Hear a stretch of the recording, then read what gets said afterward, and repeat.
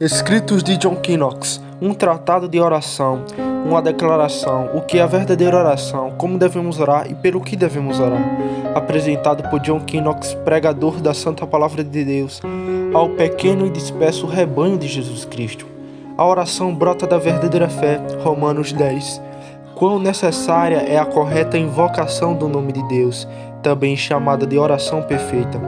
Não convém a nenhum cristão desconhecer, visto que é o próprio ramo que brota da verdadeira fé, do qual, se algum homem for destituído, apesar de ser dotado de quaisquer virtudes ainda na presença de Deus, ele não é considerado cristão. Portanto, é um sinal manifesto que os que na oração sempre são negligentes não entendem nada da fé perfeita, pois se o fogo não pode ser sem calor, ou a lâmpada acesa sem luz, então a verdadeira fé pode ser sem oração fervorosa. Mas porque em tempos passados foi, e no entanto infelizmente com um número tão pequeno, isso não foi infelizmente, isso foi considerado oração que os olhos de Deus eram, e não é nada menos pretendendo em breve tocar as circunstâncias disso. O que é oração? A oração é uma conversa sincera e familiar com Deus, a quem declaramos nossas misérias, cujo apoio e ajuda imploramos e desejamos em nossas adversidades, a quem louvamos e louvamos pelo benefício recebido, de modo que essa oração contém a exposição de nossas dores, o desejo da defesa de Deus e o louvor de seu nome magnífico, como o Salmo de Davi claramente ensina. Deve ser observado na oração. Que isso seja feito com mais referência à consideração, deve nos provocar em cuja presença estamos com quem falamos e o que desejamos, de pé na presença do onipotente Criador do céu e da terra, e de todo o seu conteúdo a quem assiste e serve mil anjos, prestado obediência à sua eterna majestade. Daniel capítulo 3, João capítulo 16. E falando daquele que conhece os segredos de nossos corações, diante de quem dissimulação e mentira são sempre odiosas e odiosos, pedindo que podendo ser mais para sua glória e para o conforto de nossa consciência, mas diligentemente devemos atender para que as coisas que possam ofender sua presença piedosa ao máximo de nosso poder sejam removidas. E primeiro, que os cuidados mundanos e as cogitações carnais, como nos tiram da contemplação de nosso Deus, sejam expulsos de nós, para que possamos livremente, sem interrupção, invocar a Deus. Mas quão difícil é realizar essa coisa na oração. Ninguém sabe melhor do que aqueles que em suas orações não se contentam em permanecer dentro dos laços da sua própria vaidade, mas, por assim dizer, arrebatados, pertencem a alcançar a pureza, permitindo por Deus, pedindo não as coisas que a tola razão do homem deseja, mas o que pode ser agradável e aceitável na presença de Deus. Nosso adversário Satanás sempre nos cercando. 1 Pedro capítulo 5. Nunca está mais ocupado do que quando nos dirigimos e nos inclinamos à oração. Quão secreta e sutilmente ele rasteja em nossos peitos, e clamando-nos de volta de Deus, nos faz esquecer o que temos de fazer. De modo que frequentemente, quando toda reverência devemos falar com Deus, encontramos nossos corações conversando com as vaidades do mundo e com as tolas imaginações de nossa própria presunção, para que, sem o Espírito de Deus, sustente nossa enfermidade, intercedendo poderosamente por nós, com gemidos inexcessáveis, que não podem ser expressos em língua. Romanos 8. Não há esperança de que possamos desejar qualquer coisa de acordo com a vontade de Deus, como o Espírito intercede por nós. Não quero dizer que o Espírito Santo chora ou ora, mas que ele desperta nossas mentes, dando-nos um desejo de ousadia para orar, e nos faz chorar quando somos extraídos ou puxados dele, quase coisas conceder. Nenhuma força do homem é suficiente nem é capaz por si mesma. Mas aqui é claro que aqueles que não entendem o que oram, ou não expõem, ou não declaram claramente o desejo de seus corações na presença de Deus e na hora da oração, a sua responsabilidade não expulse as cogitações vãs de sua mente. Nada aproveitam na oração. Porque devemos orar e também entender o que oramos. Mas alguns objetarão e dirão: embora não entendamos o que oramos, Deus entende, que conhece os segredos de nossos corações. Ele também sabe o que precisamos, e embora não exponhamos o que não declaramos nossa necessidade a Ele.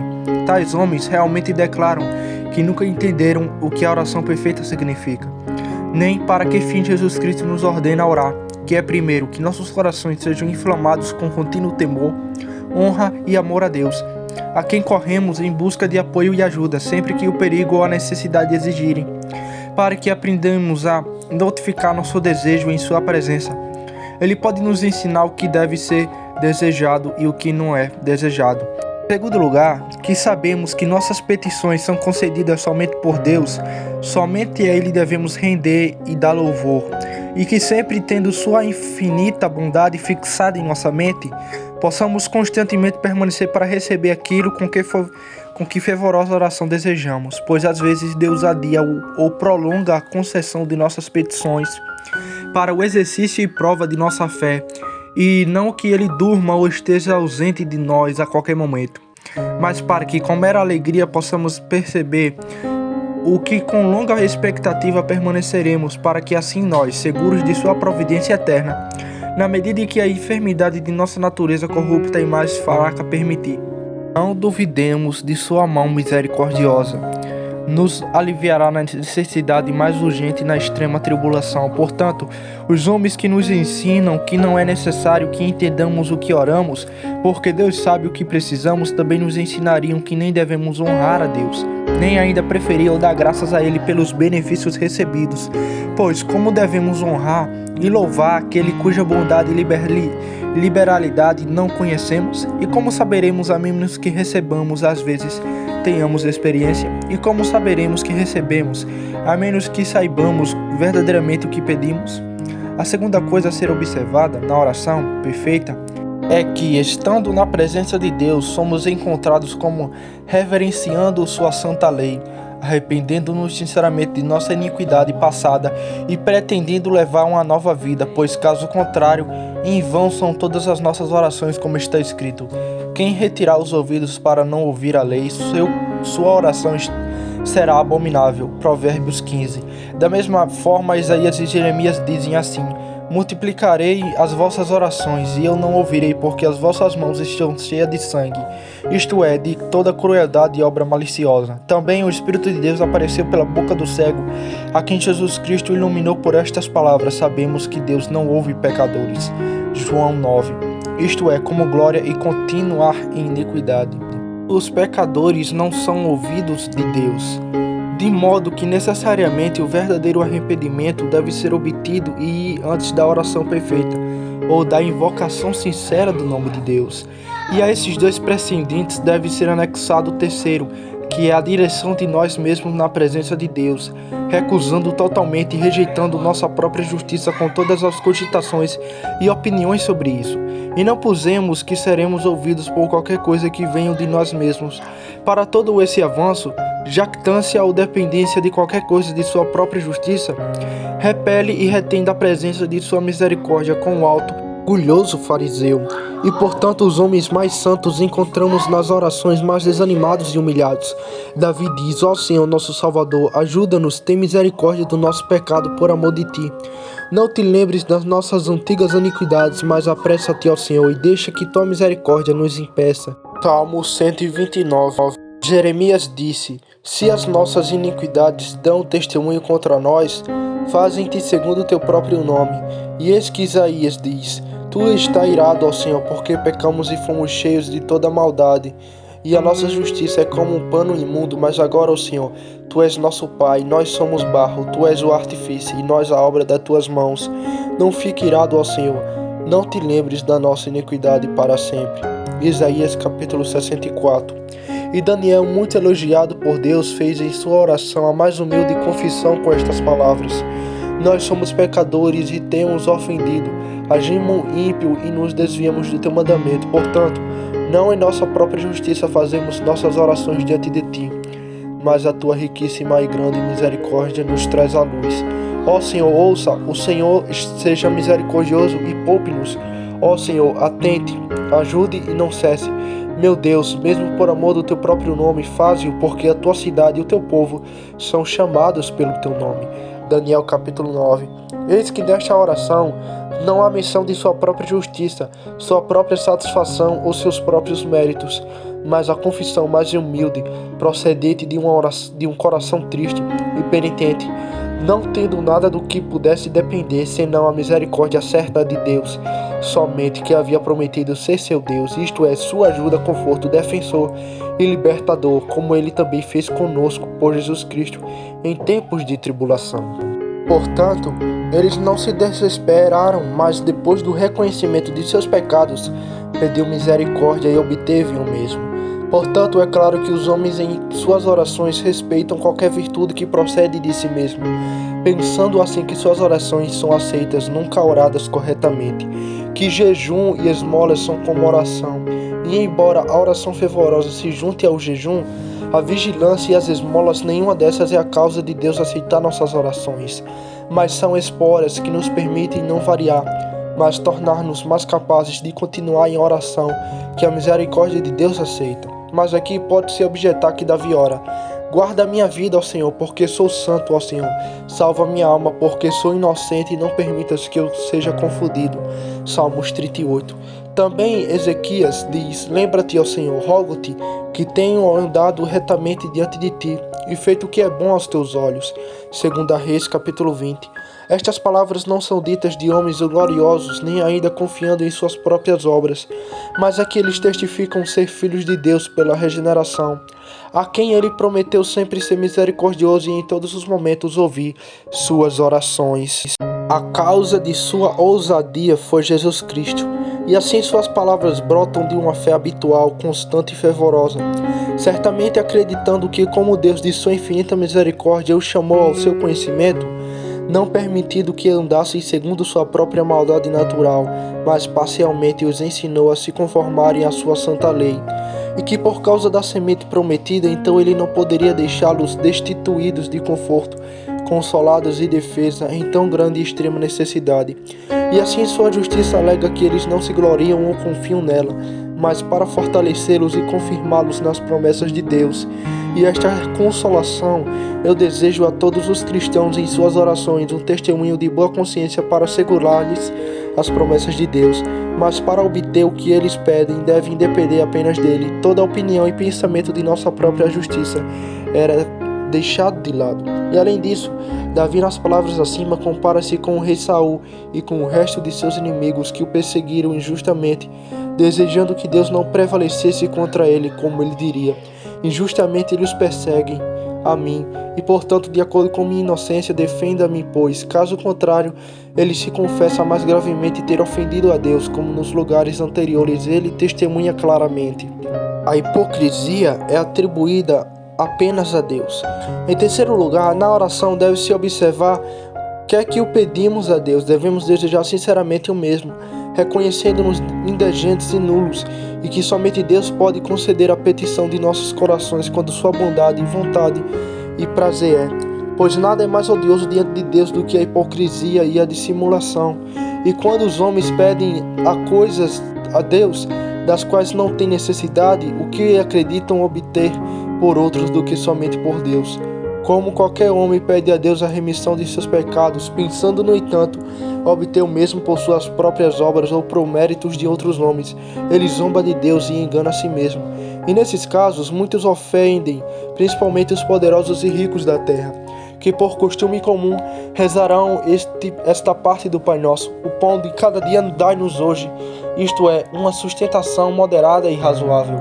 E no entanto seus próprios corações testificarão que eles não precisam orar assim, visto que abundam em todo consolo e felicidade mundana.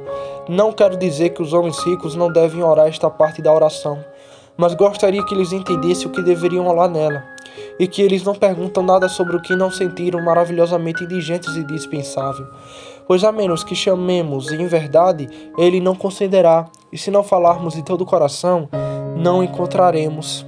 A quarta regra necessária a ser seguida na oração é uma esperança segura de obter o que pedimos, pois nada ofende mais a Deus do que quando perguntamos duvidando se ele concederá nossas petições.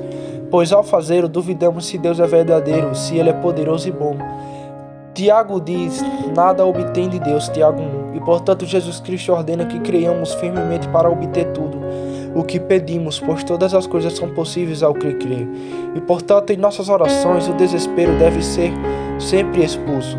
Não quero dizer que qualquer homem em situação extrema de problemas possa ficar sem uma dor presente e sem o maior medo de problemas a seguir. A angústia e o medo são os próprios estímulos para a oração. Pois quando o homem, cercado de veementes calamidades e atormentado com contínua solicitude, não tendo por ajuda do homem nenhuma esperança de libertação, com o coração oprimido e castigado, temendo também maior punição para seguir, do poço profundo da tribulação, clamar a Deus por conforto e apoio, tal oração sobe à presença de Deus e não retorna em vão. Como Davi, na veemente perseguição de Saul, caçava e perseguia de todos os buracos, temendo que um dia ou outro ele caísse nas mãos de seus perseguidores, depois que ele lhe queixou de que nenhum lugar de descanso lhe foi deixado, orou com veemência, dizendo: Ó Senhor, que és o meu Deus, em quem só confio, salva-me dos que me perseguem e livra-me dos meus inimigos. Não permita que este homem, que significa Saul, devore minha vida como leão a sua presa, pois que ninguém buscou conforto mas somente de ti. Salmo 7. Em meio a essas angústias, a bondade de Deus o sustentou de modo que a presente tribulação era tolerável, e as promessas infalíveis de Deus garantiam-lhe a libertação, que o medo foi parcialmente mitigado e desapareceu, como parece claramente para aqueles que marcam diligentemente o processo de sua oração. Pois depois de longa ameaça e ameaça de seu inimigo, ele conclui com estas palavras: a dor que ele pretendia para mim cairá sobre sua própria cabeça, e a violência com quem me quer oprimir derrubará a sua cabeça, mas eu engrandecerei o Senhor segundo a sua justiça, e louvarei o nome do Altíssimo. Deus livra seus escolhidos de seus inimigos. Isso não foi escrito apenas para Davi, mas para todos os que sofrerão tribulação até o fim do mundo. Pois eu, o escritor, disto que isso seja dito apenas para o louvor de Deus. Em angústia de mente e veemente tribulação e aflição, invoquei o Senhor, quando não apenas os ímpios, também meus fiéis irmãos, sim, e meus próprios, isto é, todo o entendimento natural, julgou meu caso irremediável. E no entanto, em minha maior calamidade, e quando as minhas dores eram mais cruéis, sua sabedoria eterna quis que minha mão escrevesse. Contrariamente ao julgamento da razão carnal, que a sua misericórdia provou ser verdadeira, bendito seja o seu santo nome. E portanto, atrevo-me a ser ousado na veracidade da palavra de Deus para prometer que, apesar da veemência do problema, da longa continuidade dele, do desespero de todos os homens, do medo, perigo, dor e angústia de nossos próprios corações, ainda se clamamos constantemente a Deus, que, além da expectativa de todos os homens, Ele nos libertará. Que nenhum homem se considere indigno de chamar e orar a Deus, porque ofendeu gravemente sua majestade em tempos passados, mas que ele traga a Deus um coração triste e arrependido, dizendo como Davi: cura minha alma, ó Senhor, porque eu te ofendi. Antes de ser afligido eu transgredi, mas agora deixe-me observar os teus mandamentos. Salmo 119, verso 6. Para mitigar ou aliviar as dores de nossa consciência ferida, pois em plastros nossos médicos mais prudentes forneceu para nós encorajar e orar, sem prejuízo do conhecimento dos delitos cometidos, isto é, um preceito e uma promessa. O preceito ou mandamento de orar é universal, frequentemente inculcado e repetido nas escrituras de Deus. Pedi-se-vos, dar-se-vos-á. Mateus 7. Invocai-me no dia da angústia. Salmo 1. Vigiai e orai para que não caiais em tentação. Mateus 26. Ordeno que orais sempre sem cessar. 1 Timóteo, capítulo 2. 1 Tessalonicenses, capítulo 5. Que mandamento aquele que despreza peca igualmente com aquele que rouba, pois como este mandamento não furtarás é um preceito negativo, assim você orará é um mandamento afirmativo. E Deus requer igual obediência a todos os seus mandamentos. Ainda mais ousadamente direi que aquele que, quando a necessidade obriga, não deseja o apoio e a ajuda de Deus, provoca sua ira não menos do que os que fazem falsos deuses ou negam abertamente a Deus. Aquele que não ora, na angústia, nega a Deus. Pois como não é conhecer médico ou remédio, ou conhecendo-os recusar-se a usar e receber os mesmos, então não invocar a Deus em sua tribulação é como se você não conhecesse a Deus ou então negasse totalmente. Não orar é um pecado muito odioso, para que cessamos então de invocar instantemente sua misericórdia, tendo o seu mandamento de fazê-lo. Acima de todas as nossas iniquidades, operamos manifesto desprezo e desprezo por ele, quando por negligência demoramos a pedir seu gracioso apoio. Quem invoca a Deus obedece à sua vontade, e nela não encontra pequena consolação, sabendo que nada é mais aceitável a sua majestade do que a humilde obediência. A este mandamento, ele acrescenta sua promessa mais indubitável em muitos lugares: pedi e recebei, buscai e achareis. Mateus 7. E pelo profeta Jeremias Deus diz: você deve me chamar, e eu te ouvirei, buscar-me e achareis. Jeremias 29. E por Isaías ele diz: pode o pai esquecer do seu filho natural, ou a mãe, o seu filho do seu ventre? E embora o façam, ainda assim não esquecerei dos que me invocam. E para isso corresponde e concorda com as palavras de Jesus Cristo, dizendo: se vós, sendo iníquos, podeis dar boas dádivas a vossos filhos, muito mais meu Pai dará o Espírito Santo àqueles que lhe pedirem. Mateus capítulo 7. E que devemos não pensar que Deus está ausente ou não nos ouvir. Moisés ocorre dizendo: não há nação que tenha seus deuses tão aderentemente ou próximas a eles como nosso Deus, que está presente em todas as nossas orações. Deuteronômio capítulo 4. Também o salmista diz: perto está o Senhor de todos os que invocam em verdade. E Cristo disse: onde estiverem 2 ou 3 reunidos em meu nome, ali estou no meio deles. Prontidão de Deus para ouvir os pecadores, para que não pensemos que Deus não os ouvirá. Diz Isaías: antes eu clamei e ouvirei, e enquanto eles ainda falam, responderei.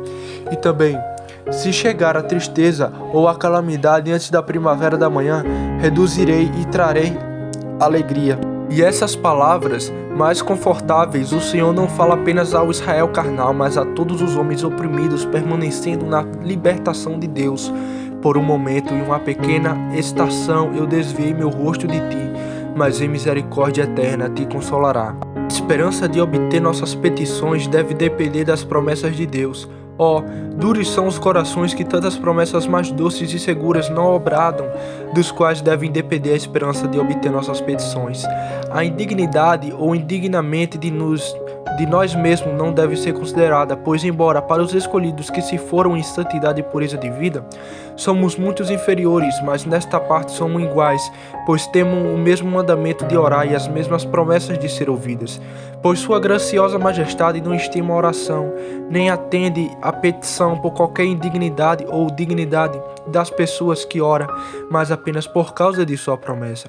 E portanto diz Davi: então prometeste ao teu servo, ó Senhor, que lhe edificarás uma casa, por isso teu servo achou em seu coração orar em tua presença. Agora, mesmo assim, ó Senhor, tu és Deus e tuas palavras são verdadeiras.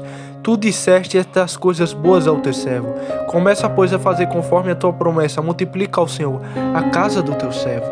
Eis que Davi depende totalmente da promessa de Deus, como também fez Jacó, que depois de se confessar indigno de todos os benefícios recebidos, ainda ousou pedir maiores benefícios no futuro. E isso porque Deus prometeu. Da mesma maneira, sejamos encorajados a pedir tudo o que a bondade de Deus livremente prometeu.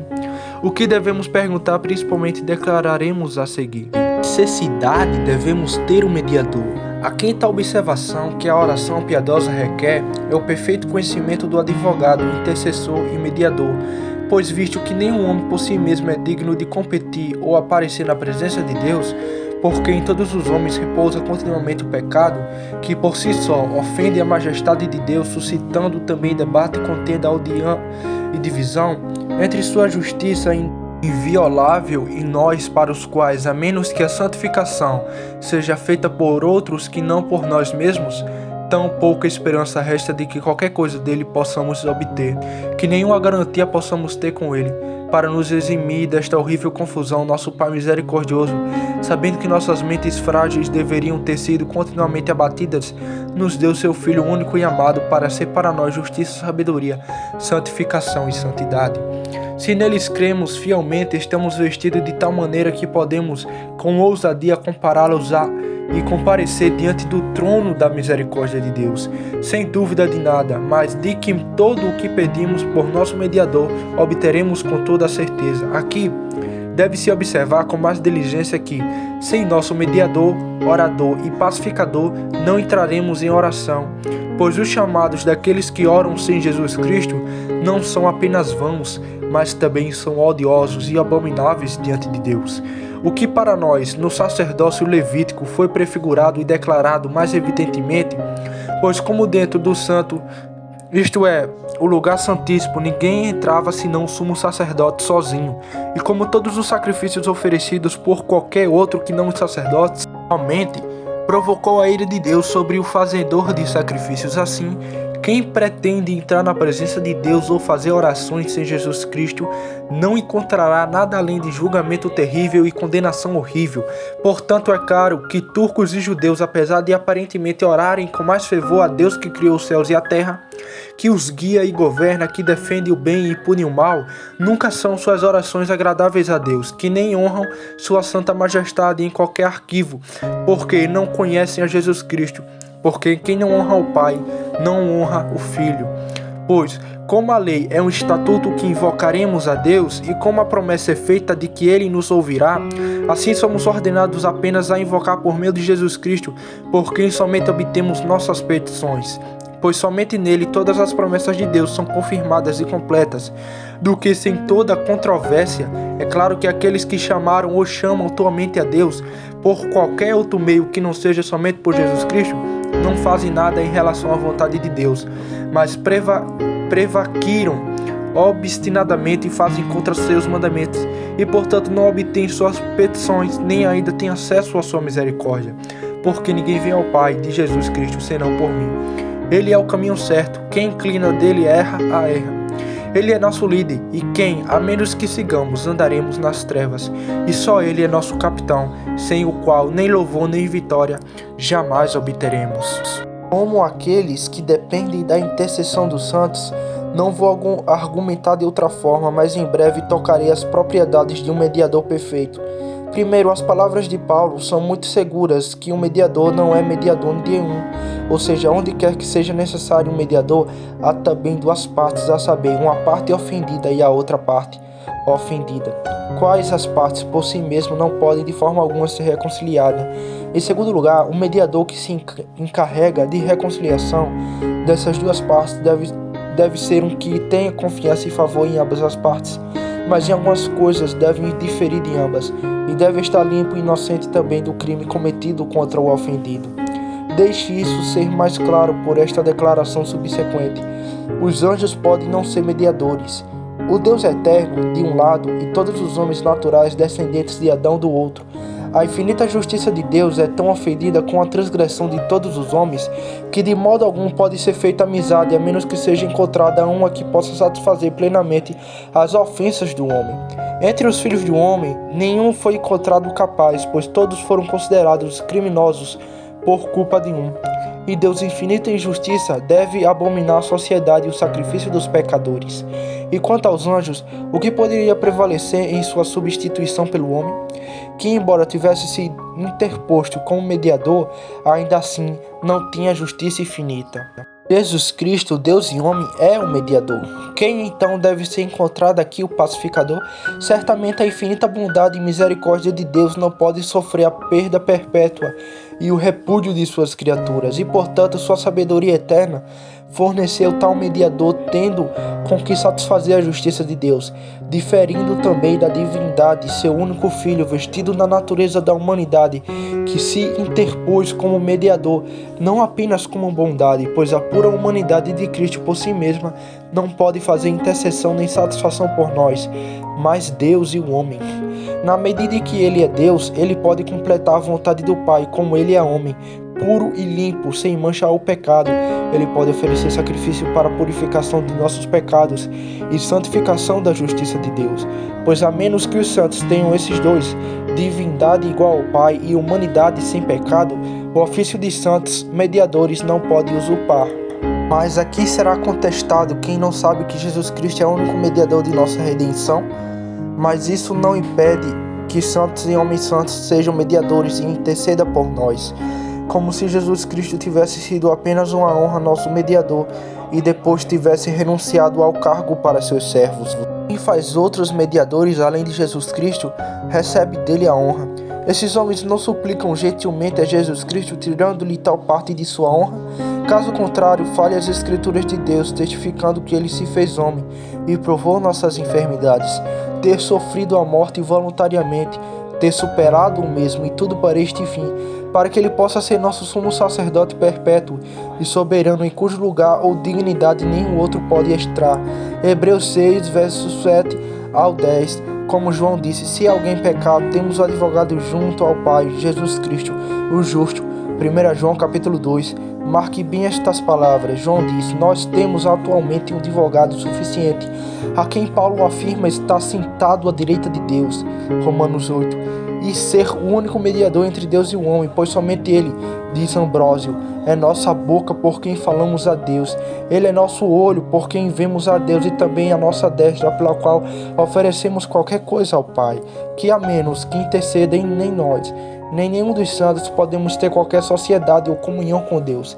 Que criatura pode dizer a Deus Pai, que a humanidade seja recebida em teu favor pela dor da sua transgressão que sofri em meu próprio corpo, por causa de fui cercado com todas as enfermidades, e assim me tornei o mais desprezado de todos os homens, e ainda assim em minha boca não foi encontrado dolo ou engano, mas sempre obediente à tua verdade e sofrendo a morte, mas dolorosa pela humanidade. E portanto eis não o pecador, mas eu, que por minha infinita justiça satisfez perfeitamente por suas ofensas. Pode qualquer outro, exceto Jesus Cristo, nestas palavras, fazer intercessão pelos pecadores? Se eles não podem, então eles não são nem mediadores nem intercessores. Pois, embora, diz Agostinho, os cristãos se recomendem uns aos outros a Deus em suas orações, mas não fazem intercessão, nem ousam usurpar o ofício de mediador. Não Paulo, embora sobre a cabeça ele fosse um membro principal, porque ele se recomenda às orações de homens fiéis. Mas se alguém objetar tal, não é a condição dos santos que partiram, que agora adiaram a mortalidade e não mais suportam a fragilidade da carne. Embora eu condena que isso seja mais verdade, todos eles são obrigados a lançar sua coroa diante daqueles que está sentado no trono, reconhecendo-se libertos de grande aflição, purgados pelo sangue do Cordeiro, e portanto nenhum deles tenta ser um mediador, visto que eles não têm ser nem justiça por si mesmos, mas em tal grande luz do Evangelho que agora está começando, não é necessário sobre tal assunto permanecer por muito tempo. Alguns dizem que usaremos apenas o mediador, Jesus Cristo, para Deus Pai, mas devemos ter santos, e principalmente a Virgem, a mãe de Jesus Cristo, para orar por nós a Ele. Contra os que teriam mediadores para Jesus Cristo. Ai, quem assim pensa mostra-se claramente que nada sabe de Jesus Cristo corretamente. É aquele que desceu do céu e se comprometeu a se comunicar com os pecadores, ordenando que todos os aflitos e doentes viessem a ele. Mateus capítulo 11. Que pendurado na cruz orou primeiro por seus inimigos, tornou-se agora tão intratável que ele não nos ouvirá, sem uma pessoa para ser o meio. Ó Senhor, abre os olhos de tais, para que eles possam perceber claramente a tua infinita bondade, gentileza e amor para com a humanidade. Acima de todos os precedentes, deve-se observar que o que pedimos a Deus deve ser proveitoso para nós mesmos e para os outros, e prejudicial ou perigoso para nenhum homem. Em segundo lugar, devemos considerar se nossas petições se entendem as coisas espirituais ou corporais. Coisas espirituais, como a libertação da impiedade, a remissão dos pecados, o dom do Espírito Santo e a vida eterna, devemos desejar absolutamente sem qualquer condição por Jesus Cristo, em quem somente tudo isso é prometido. E ao pedir isso, não devemos orar assim: ó Pai, perdoa nossos pecados se quiseres. Por sua vontade ele expressou dizendo: como vivo não desejo a morte de um pecador, mas que ele se converta e viva. Que juramento imutável e solene que põe em dúvida faz de Deus um mentiroso, e até onde ele está estragaria Deus em sua divindade. Pois ele não pode ser Deus a menos que seja a verdade eterna e infalível. E João diz: este é o testemunho que Deus deu ao seu Filho, que aquele que crê no Filho tem a vida eterna. 1 João capítulo 5. Em cuja verdade devemos apegar-nos firmemente, embora a dor mundana nos apreenda. Como Davi, exilado de seu reino e privado de toda a sua glória, não se insolou de Deus, mas acreditou firmemente na reconciliação pela promessa feita. Apesar de todas as criaturas da terra terem recusado, rejeitado e se rebelado contra ele, feliz é o homem a quem tu inspiraras, ó Senhor. Ao pedir coisas corporais, primeiro perguntemos se estamos em paz com Deus, em nossas consciências por Jesus Cristo, crendo firmemente que nossos pecados serão redimidos em seu sangue. Em segundo lugar, perguntemos a nossos próprios corações se as riquezas ou substâncias temporais Não chega ao homem por acaso, fortuna ou acaso, nem ainda pela indústria e diligência do trabalho do homem, mas ser apenas o dom libertal de Deus, do que devemos louvar e louvar somente sua bondade, sabedoria e providência. O que deve ser orado? E se isso realmente reconhecemos e confessarmos, peçamos a Ele com ousadia o que for necessário para nós, como sustentação do corpo, saúde dele, defesa da miséria, libertação de problemas, tranquilidade e paz para a nossa comunidade, sucesso próspero em nossas vocações, trabalhos e negócios, sejam eles quais forem. O que Deus deseja, pedimos a Ele que nos certifique de todas as coisas que estão em seu governo e disposição. E também pedimos e recebemos esses bens corporais, podemos provar sua doçura e ser inflamados com seu amor, para que assim nossa fé de reconciliação e remissão de nosso canto possa ser excedida e crescer. Mas ao pedir tais coisas temporais, devemos observar primeiro que se Deus adiar ou prolongar a concessão de nossas petições, mesmo que Ele aparentemente nos rejeite, assim não deixemos de chamá-lo, prescrevendo-lhe nem tempo, nem maneira de libertação, como está escrito. Se Ele prolongar o tempo, permanecerá paciente nele. E também não se apresse demais os fiéis, porque Deus às vezes adia, e não concederá apressadamente a aprovação de nossa continuidade, como testificam as palavras de Jesus Cristo, e também para que possamos receber com maior alegria aquilo que com ardente desejo há muito esperamos, como Ana, Sara e Elizabeth, após grande ignomínia de sua esterilidade e esterilidade, receberam frutos de seus seios com alegria. Em segundo lugar, porque sabemos que a igreja está sempre debaixo da cruz, ao pedir mercadorias temporais e especialmente libertação de problemas, oferecemos a Deus especial, e isso agrada a sua bondade, e sejamos exercitados por mais tempo, para que possamos suportá-lo pacientemente, como Davi desejo de ser restaurado ao seu reino quando foi exilado com seu próprio filho, ofereci obediência a Deus, dizendo: se achei graça na presença do Senhor, Ele me trará de volta para casa. Não me agrada mais ter autoridade, eu sou obediente, faça o que lhe parecer bem. 2 Samuel capítulo 15. E os 3 filhos de Nabucodonosor disseram: sabemos que o nosso Senhor Deus, a quem adoramos, nos livrará mais. Se assim não lhe agradar, saibais, ó rei, que não adoraremos os teus deuses. Daniel capítulo 3. Melhor é obedecer a Deus do que ao homem. Aqui, os filhos deram uma verdadeira confissão de sua fé perfeita, sabendo que nada é impossível para a onipotência de Deus, afirmando-se também a permanecer em sua misericórdia, pois de outra forma a natureza do homem não poderia se entregar voluntariamente a um tormento tão terrível. Mas eles ofereceram a Deus a mais humilde obediência para ser entregue ao seu bom prazer e vontade, como devemos fazer em todas as aflições, pois não sabemos o que pedir ou desejar como devemos, isto é, a carne frágil, oprimida pela dor, deseja libertação, sempre abominando e recusando a obediência, mas o Espírito de Deus chama a mente de volta à obediência, que embora deseje e permaneça pela libertação, ainda assim não deve lamentar contra a boa vontade de Deus, mas incessantemente pedir que ela pode permanecer com paciência. Quão difícil é estar na batalha, ninguém sabe senão aquele que em si mesmo sofreu provações. Carne luta contra o Espírito, mas Deus, que sozinho sabe o que é conveniente para nós, às vezes prolonga a libertação de seus escolhidos e às vezes permite que eles bebam, antes da maturidade, o cálice amargo da morte corporal, para que assim possa perceber remédios e curas de toda enfermidade. Pois quem duvida senão que João Batista desejava ter visto mais dos dias de Jesus Cristo e estar mais tempo com ele em conversas? O que Estevão não teria trabalhado mais dias na pregação do Evangelho de Cristo, a quem, no entanto, sofreu apressadamente para provar essa sentença geral? E embora não sejamos, portanto, nenhuma ajuda aparente para nós mesmos, nem para outros aflitos, não deixemos de clamar pensando que nossos corações são vãos, pois o que quer que venha de nossos corpos, Deus dará indescritível conforto ao Espírito, e tudo voltará para as nossas mercadorias, além de nossa própria expectativa.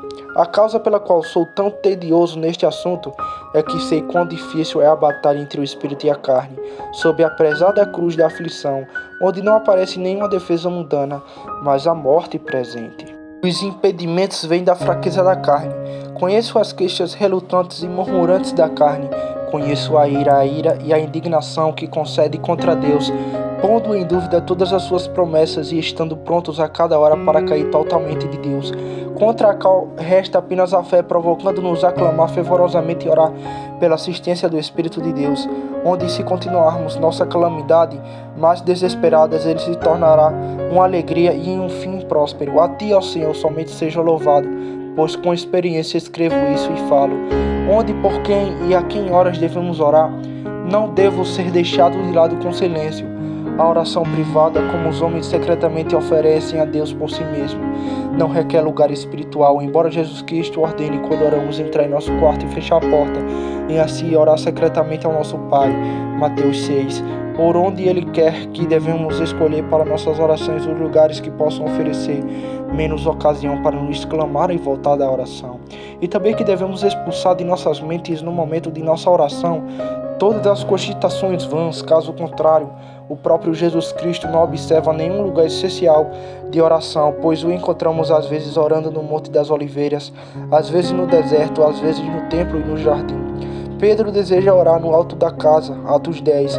Paulo orou na prisão e foi ouvido por Deus, que também ordena aos homens que orem em todos os lugares, levantando a Deus mãos puras e limpas, como descobrimos que os profetas e os homens mais santos fizeram, onde quer que o perigo ou a necessidade exigisse. Lugares designados para orar não podem ser negligenciados, mas as orações públicas e comuns devem ser usadas no local designado para a Assembleia da congregação, de onde quem negligentemente se retirar não é de modo algum desculpável. Não quero dizer que estar ausente daquele lugar seja pecado, porque aquele lugar é mais santo que outro, pois toda a terra criada por Deus é igualmente santa. Mas a promessa feita de que onde quer que os 2 ou 3 estejam reunidos em meu nome, ali estarei no meio deles. Condena todos os que desprezam a congregação reunida em seu nome, mas marque bem esta palavra, reunidos. Eu não quero ouvir flautas cantando ou tocando, nem trambolim em contas ou livros dos quais eles não entendem, nem cometer idolatria honrando aquilo para Deus que de fato não é Deus, pois com isso não me ajuntarei à oração comum, nem ao recebimento de sacramentos externos, pois ao fazê-lo devo afirmar sua superstição e idolatria abominável, que pela graça de Deus nunca farei nem aconselharei outros a fazer até o fim, que é ser reunido em nome de Cristo. Esta congregação que quero dizer deve ser reunida em nome de Jesus Cristo, isto é, louvar e engrandecer a Deus Pai pelos infinitos benefícios que receberam de seu único Filho, nosso Senhor. Nesta congregação deve ser distribuída a mística e última ceia de Jesus Cristo, sem superstição ou quaisquer cerimônia, mais do que a Ele mesmo usou e seus apóstolos depois dele na distribuição dela. Nesta congregação deve ser feita a inquisição dos pobres entre eles e o apoio fornecido até o momento de sua próxima conversão, e deve ser distribuídos entre eles. Também nesta congregação devem ser feitas orações comuns, tais como todos os homens que ouvem possam entender, para que os corações de todos os que subscrevem a voz de um possam comente não finginda e forvas dizer amém. Quem quer que se retire de tal congregação, mas ai, onde entristece ela se encontra, declara que não é membro do corpo de Cristo. Por quem e a quem horas devemos orar? Agora resta para quem e a quem hora devemos orar. Por todos os homens e em todos os tempos Paulo ordena que oremos. 1 Timóteo capítulo 2. Principalmente para os domésticos da fé que sofrem perseguição e para as comunidades oprimidas tiranicamente devemos chamar indestenidamente que Deus de sua misericórdia e poder resistirá à violência de tais tiranos. A sentença de Deus pode ser mudada, e quando vemos as pragas de Deus como fome, pestilência ou guerra chegando ou parecendo reinar, devemos com vozes lamentáveis e corações arrependidos clamar a Deus, que agradaria a sua infinita misericórdia retirar sua mão. O que se fizermos sem fingimento, ele sem dúvida revogará sua ira, e no meio de sua fúria pesará na misericórdia, como somos ensinados nas Escrituras por sua verdade infalível e eterna. Como em Êxodo Deus diz: destruirei esta nação da face da terra. E quando Moisés se dirige a orar por eles, o Senhor prossegue dizendo: deixa-me que eu os destrua totalmente. E então Moisés se prostrou sobre seu rosto e 40 dias continuou em oração pela segurança do povo, para quem por fim ele obteve perdão. Davi na praga veemente e lamentavelmente clamou a Deus, 2 Samuel 24. E o rei de Nínive disse: quem pode dizer? Deus pode se voltar e se arrepender e cessar sua ira feroz, para que não perecemos.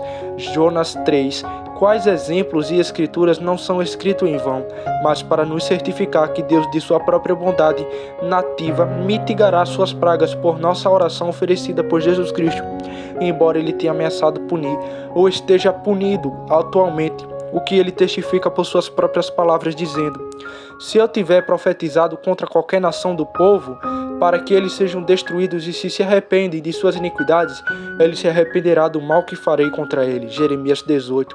Isto eu escrevo: lamento a grande frieza dos homens, que sobre tais longos flagelos de Deus não são nada que se acesa a oração pelo arrependimento, mas descuidadamente dormir em uma vida perversa, mesmo como se continuasse guerras, fomes urgentes, pragas diárias de pestilência e outras doenças contagiosas, insolenes e estranhas, não eram os sinais atuais da ira de Deus, provocada por nossas iniquidades.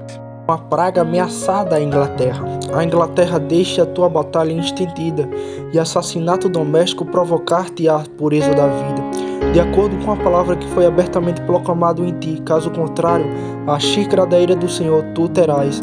A multidão não escapará, mas deve beber os argumentos de teu corpo quebrado em sua cabeça, pois o julgamento começa na casa do Senhor, e comumente o menor infrator é o primeiro punido, provocará mais perversos ao arrependimento. Mas, ó Senhor, infinita misericórdia, se você punir, não consumação, mas corte os galhos orgulhosos e luxuriantes, que não suportam frutos, e pervertam as comunidades de tais como foram socorrentes, e pertuários para o teu mensageiro, que há muitos sofreram exílio no deserto. E deixe o teu reino em breve, esses pecados podem ser terminados. A morte devorou os teus inimigos confundidos, que nós, com a tua majestade entregues, pode obter alegria eterna e felicidade através de Jesus Cristo, nosso Salvador, a quem seja toda honra e elogio para sempre. Amém. Acelera o Senhor e demora não. John Knox.